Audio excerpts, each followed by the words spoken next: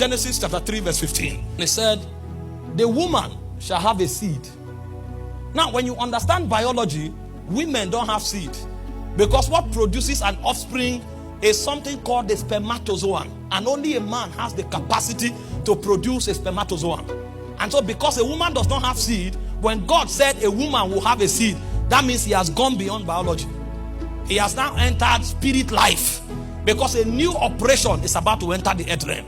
And he said, the seed of the woman shall bruise the head of the serpent. So the ancient war that was going on in the spirit, God wanted man to fight that battle for him. But the man did not have wisdom because he was not operating from light. He was operating from the fallen realm. And so that beast outsmarted him. And so when God wanted to come this time, he cannot come from a man, because if he comes from a man, he will be a man of man. And so the only way God can come is to escape into the womb of a woman and come out as the seed of God. And so he became a man of God. The word man of God is not a preacher. The word man of God means that which is born of God.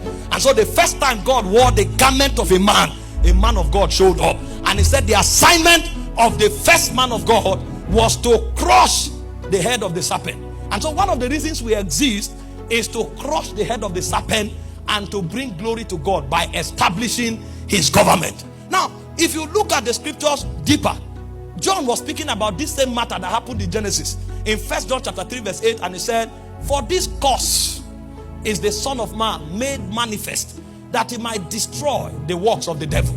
And so every time man finds meaning, his first assignment is to destroy the works of the devil. Because from the Garden of Eden, his job is to crush the head of the serpent. 1 John 3:8 said, to destroy the works of the devil. And so when the devil now knew that the assignment of man is to crush his government, he began to search every man that comes on the face of the earth. And so he discovered the first man after Adam was called Cain. And so he went and dabbled into Cain and made Cain to kill Abel, so that no man will exist again. Because he was afraid of the human race.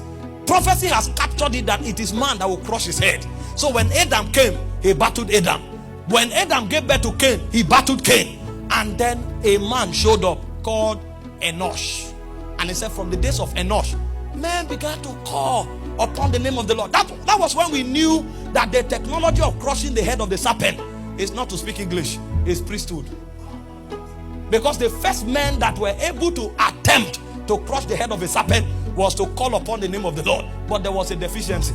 The deficiency that race of men had was that their life was biological. And so anyone that begins to trouble the devil will wait for him to grow old. Because no matter how smart you are, you can't deny old age. And so when Enosh died, men came until the time of Noah. The heart of men became dark. God had to purge the earth. And God started again and started with Abraham. And so from time to time, every time men show up, the devil comes. He found a man called Samson. He was so strong. He could carry the gate of a city on his shoulder. And he said, this may be the man that will crush my head. And he sent Delilah. And so every time the man turns in the direction of flesh, he becomes weak. And the Samson was cut off. And he kept cutting men off until he saw a strange man who walked into the wilderness to fast and pray for 40 days. And he came to him with the same strategy and said, if you are the Son of God. So the whole idea was to find the Son of God. Number is not a factor. It's the Son of God that is the factor. And so the census of darkness was to find the Son of God. And so if you say, if you are the Son of God, turn these stones to bread. And Jesus looked at him. The man you met in the garden is operating from his brain. This one operates from government. And he said, it's not about who can turn stone to bread. It's about who can stay in obedience. And he said, man shall not live by bread alone. Adam didn't know. That's why he rushed after an apple. He said, man shall live by every word that proceeds from the mouth of God. And so the devil began to battle him. When he saw that his deception could not bring him down, he now said, there is one thing no man can escape. It's called death.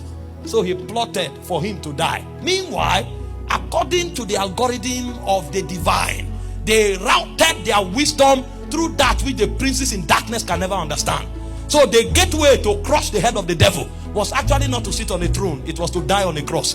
And so the Bible said, if the princes of this world had known, they would not have crucified the Lord of glory. And so when they crucified him, he was actually crushing their head. So in Colossians 2:14, he said, having spoiled principalities and powers, he made a public show of them, triumphing over them by the cross. So the way Jesus killed the devil was not to fight, it was to die. That was when we knew that the greatest strength on earth is self-denial. When a man begins to die to self, he begins to win the battle of the spirit realm. And so Jesus was the first man that was able to crush the head of the serpent. But after Jesus carried out that assignment, the world will not come to an end. And so there was a parable in the spirit. A question was asked, and that question is in Isaiah 53 verse 8. Now that he has completed this assignment and the world has not yet ended, he said, who shall declare his generation? The Son of Man has completed the job. The head of the serpent has been crushed, but men are still on the earth. Who is that person that can hold the fort waiting for the Messiah? Who shall declare his generation? The job is done, but there are so many other victims on the earth. And so that question became the betting of what we call ministry. And so ministry is not a product of human ambition. Ministry is actually an extension of the government of God that Jesus began to institute when he hung on the cross. And that's why I tell people, ministry does not begin when you establish institution. Ministry actually begins when you understand self-denial, because it's in death that we can crush the head of the serpent.